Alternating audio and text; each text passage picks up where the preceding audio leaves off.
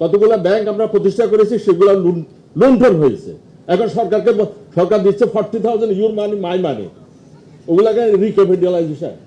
চোরেরা থিপস, শিক্ষিত thieves, they looted your money, they went out, অথবা এখানে হয়তো আছে কেউ কেউ, but money went out of the country. সেটা 40,000 নাও ইউ রিক্যাপিটালাইজ।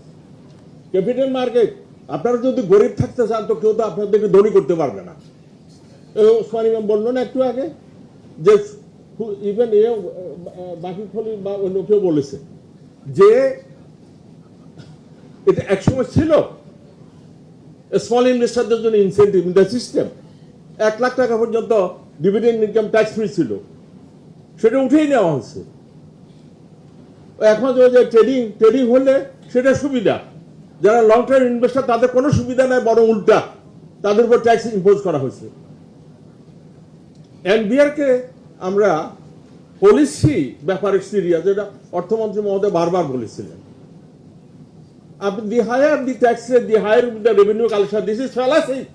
এটা ভুল একটা কথা, but NBR sees that way. The higher the tax rate, the higher will be the tax collection. No, পৃথিবীতে কোথাও ওটা সত্য প্রমাণিত হয় নাই।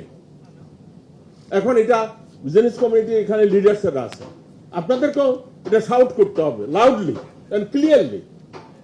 ব্যবসা বাণিজ্য যদি করতে হয় তাহলে এত ট্যাক্স দিয়ে এই দেশে ব্যবসা হবে। আপনি দেখেন Laos, Cambodia, Vietnam, India, Pakistan, তাদের ট্যাক্স রেট দেখেন, দেন ইউ কম্পেয়ার। আরেকদিকে 60,000 করোড় টাকা, 200 কোটি টাকা করি নাকি ওই যে ইয়াতে দেওয়া হবে, কি জানি বন্ধ কলকারখানা। আমি শুনতে কেউ কেউ নাকি এগুলো বন্ধ করে ফেলতে যাতে করে 200 কোটি টাকা পায়। এখন বুঝেন,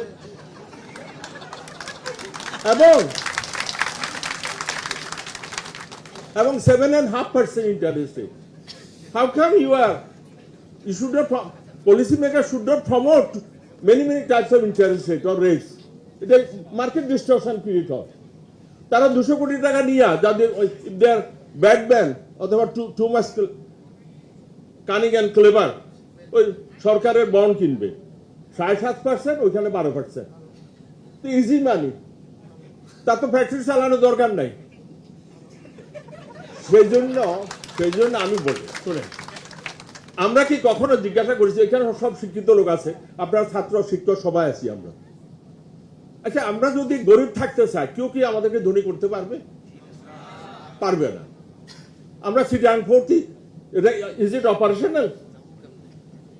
কতদিন আমরা এটা নিয়ে বসে থাকবো? 12 দিন লাগে ওই খালাস করতে, এটা কোনো কথা?